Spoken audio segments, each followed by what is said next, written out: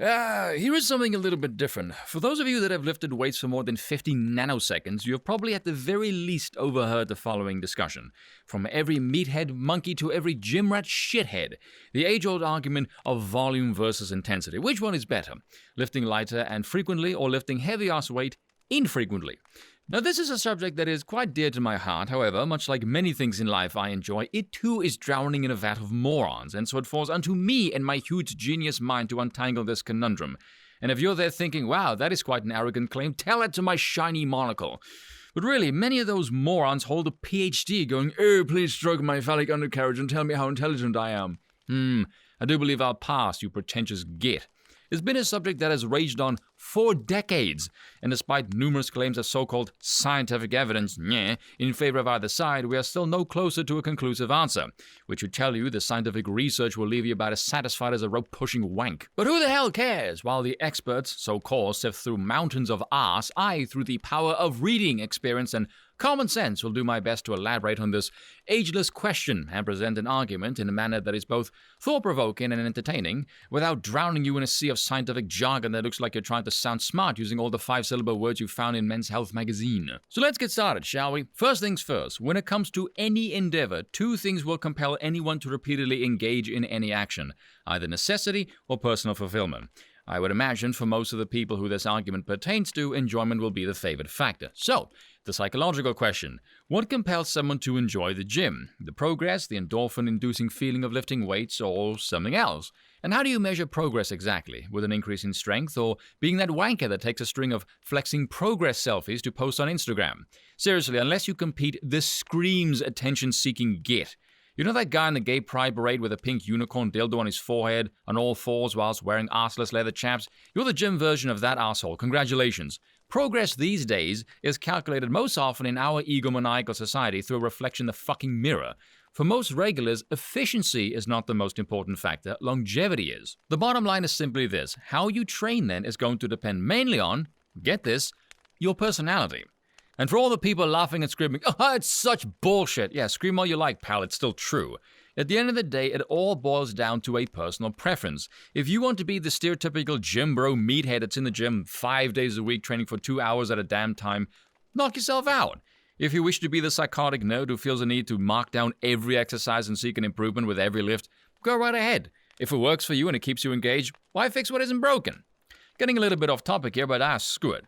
If you find your progress eventually waning, as everyone inevitably will, then it's time for some outside-the-box thinking. And do not go to a trainer for advice. I will bet you heavily you'll be met with the same cliched pre-programmed response of, oh, your body is now used to it, so you need to train more and switch up your routine to so-called trick your muscles. This is the conventional wisdom. For a myriad of reasons, that is all bullshit. If I am working out and I'm training with heavier weight and subjecting myself to more intense bouts of stress and ending up sore for longer, how and why the hell should I work out more frequently? That makes no fucking sense. Simple logic would dictate if these stresses are growing greater, then the time between workouts must grow greater as well. I'm a certified trainer myself, so I'll let you all in on a secret here. That's some crap trainers will tell you to give the impression they know a variety of exercises. That is a flex and nothing more. The function of your muscle is to contract and relax, to move the skeletal structure, and that's it. They don't have a conscience, so they can't be tricked. Or you'll get the other cliched response of, oh, everybody is different. Thanks for that, Captain Fucking Obvious. Do you have any more pearls of wisdom in that fucking bag of yours, do you?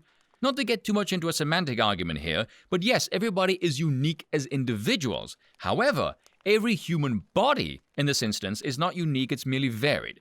Things like eye and hair color, age, height, gender, hormones, etc., etc.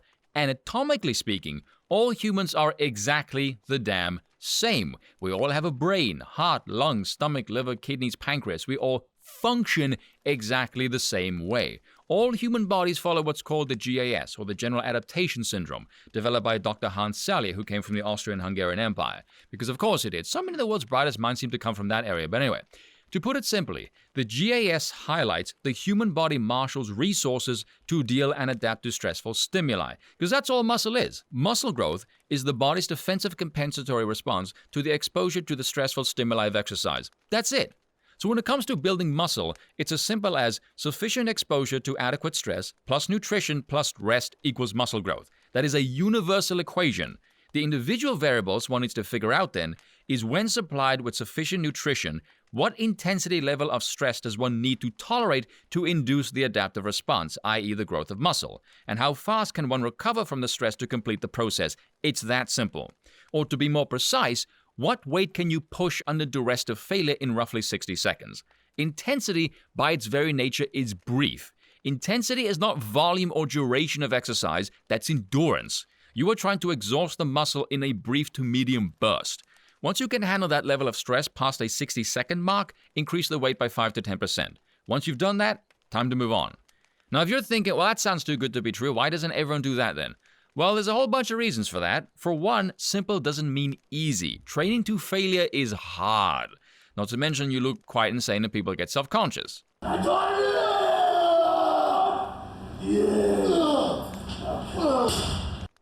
Case in point.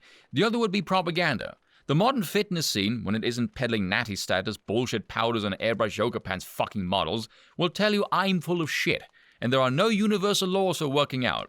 But we'll recommend everyone eat the same damn thing and be in the gym 4 or 5 times a week, so who's pushing bullshit now? Neither is it a good business practice if you're a trainer or a gym owner. Imagine telling people you need to be in the gym twice a week to get stellar results. You'd get less money, there's no incentive in doing that. The exercises can, in theory, remain the same for years on end.